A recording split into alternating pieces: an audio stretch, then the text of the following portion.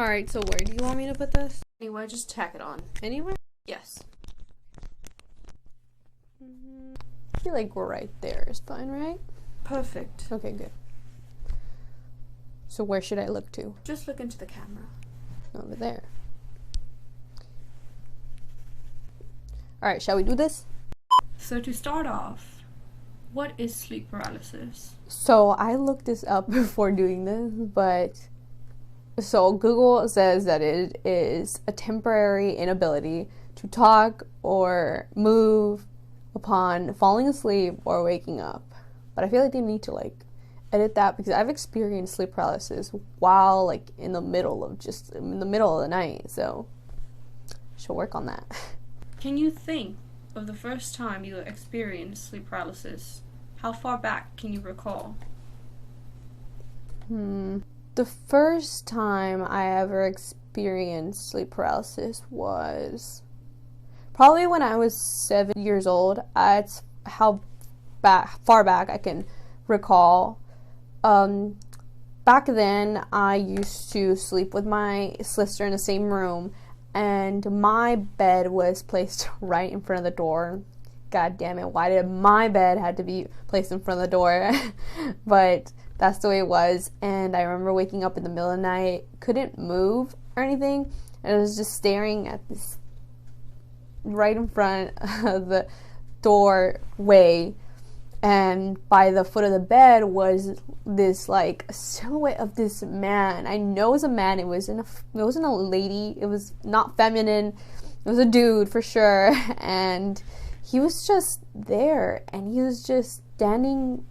He was tall. I remember being tall. He was just standing there, and it's not like I could make out any features, what he was wearing, stuff like that. He was just, the inside of him was just this like static, grainy look. And you know how when your TV kind of goes into that mode? That is what he looked. That's what the inside of him looked. But it wasn't in black and white. He had color to him. Or there was like pink, blue, green, all that, but in this static mode. So that was cool when I think back, but I was really scared. I remember the next day just being like, we have a ghost in the house, and like no one believed me. So I mean, because we don't have a ghost in the house, but yeah, that's the first one I can remember. At what age did you realize something was wrong? So this plagued me for like many years, but they weren't consistent enough for me to realize that something was wrong. So I remember when I was 9, I went to Mexico to visit my family and grandparents and stuff, and we stayed there, and one night same thing happened. I woke up, couldn't move, and I thought I was just really scared, so I can't move, that type of thing. Like, I'm so scared right now, I can't move, because in the corner of the room was this like smoky figure, like blobby thing in the corner, just like there, and it was just like kind of like really like flowy, and it was just there. It didn't do anything, but I was just kind of scared. I was like, what is it gonna do? And it didn't do anything, and I just fell back to sleep. I didn't tell anyone this time. I was just like, I'm just gonna let this one go. People are probably gonna think I'm just going loco or some shit, and I let it go. Didn't bring it back up. So it wasn't until I was a teenager, like I was 16, I think, that these just started hitting me full force, like sleep paralysis on sleep paralysis, every other day kind of thing. So that's when I realized, hold up, something is wrong with me. When did you figure out you actually had sleep paralysis? So I realized that I had sleep paralysis when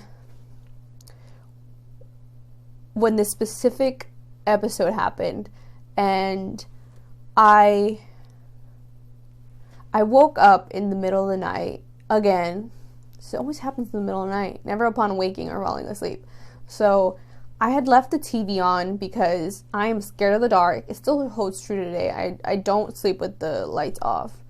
And I slept with the TV on to, give some light. And by the entrance of my room, by the door, just hanging there, chilling there, was Reagan from The Exorcist. And if you guys have ever seen that movie, she is not a cute sight to be looking at in the middle of the night when you can't move, you can't speak, you can't call out to anyone. It's just the worst thing ever. And I saw her and she was just looking at me like, freak, like, why are you staring at me? She didn't even say anything, she didn't do anything, she was just staring at me in her creepy ways. And I was just like, oh my gosh, Lord, oh God, why me?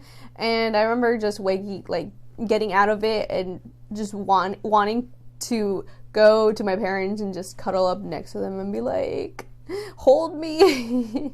But I didn't. I think I just fell back to sleep eventually because I was watching Harry Potter on loop, and I just ended up watching Harry Potter, and eventually I fell asleep. So it was all good. But after that episode, that was the one that just kind of set the tone for everything else. Like, I need to figure out what's going on with me. Like, I was getting plagued every other day after this. Like, it just was getting out of control, and I was getting really scared at this point. I was like, I'm being possessed, because it just feels so weird. You feel something heavy on top of you. You can't breathe really well. Like, you have this rapid breathing because it feels like you can't breathe.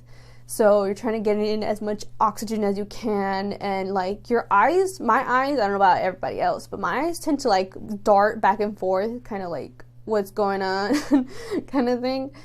And like I said, you can't move. And I thought something was going on with me. I was like, I need to start getting real spiritual real quick, because I'm probably getting possessed. So I looked up all the symptoms online, and there was a lot of forums of people who were like, I'm being possessed and stuff. But there was one website, Wikipedia. Thank you, Wikipedia, for helping out. I diagnosed myself with Wikipedia out of all places, and they just shed some light on the situation, really. And it explained everything. Like, I had all the symptoms there, and that's when I figured it out. What awesome, helpful tips and tricks to help you cope? Some tips and tricks that I learned, Okay, so back in the day, I'm acting like I'm really old or something. When I was 16, 15, whatever, those years, that time period in my life, there was nothing on this. There was no Netflix documentary, because I feel like that documentary might still be up on Netflix. I'm not sure. Or I think it's a Netflix original, so probably still is up. There's that. You know, the celebrities weren't talking about it. You know, Kendall Jenner, she has sleep paralysis apparently. And there weren't any YouTube videos. Now you can find an abundance of YouTube videos on them.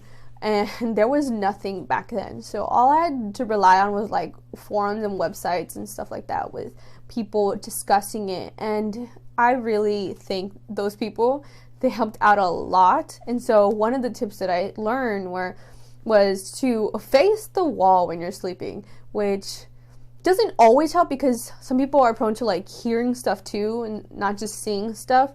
You can hear things too. So it's happened to me once, but face the wall, because it helps to not see weird shit. Like, you don't want to be seeing this stuff. So face the wall and you won't see things. And that helped a lot also.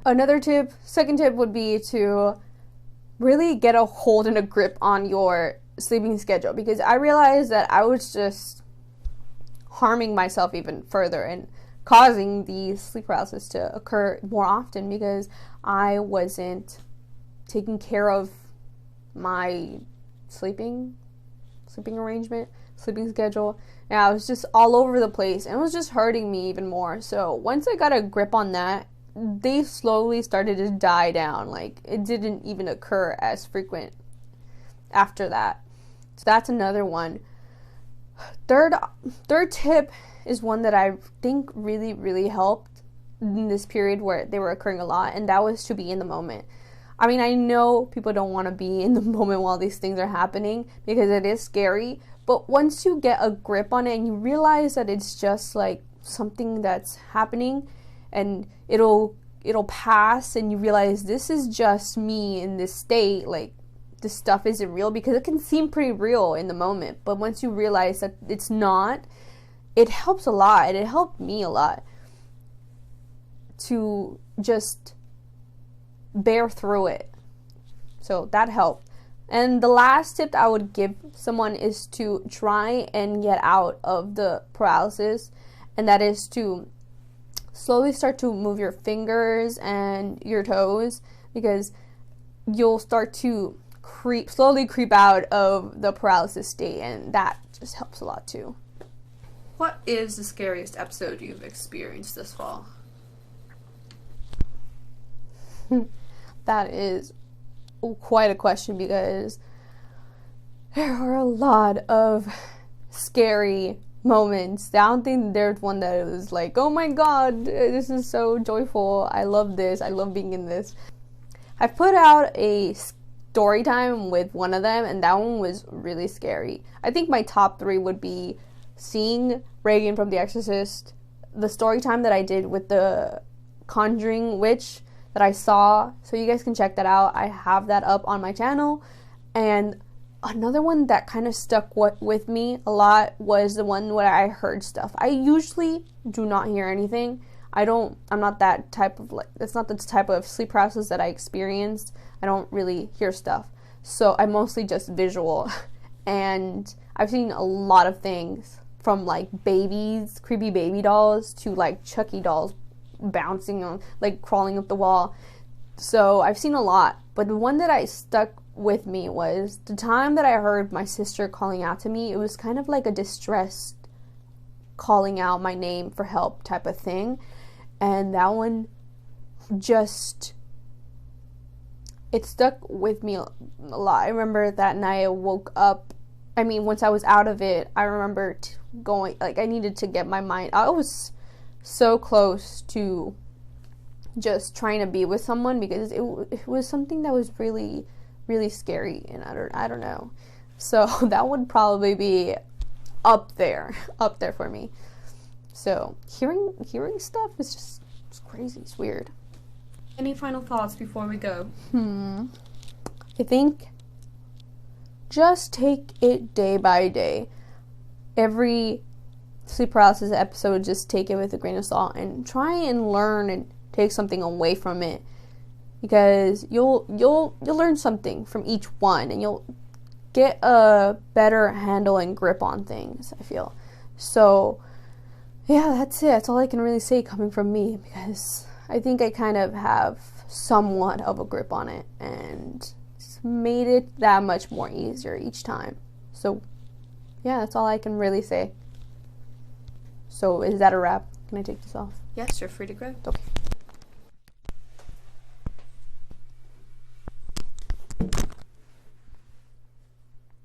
So I hope you guys enjoyed this little mock interview type of video. I wanted to kind of make it a little different for you guys. So that is it. That is a wrap. Hope you guys learned something new from the video. And if you did, give this video a like.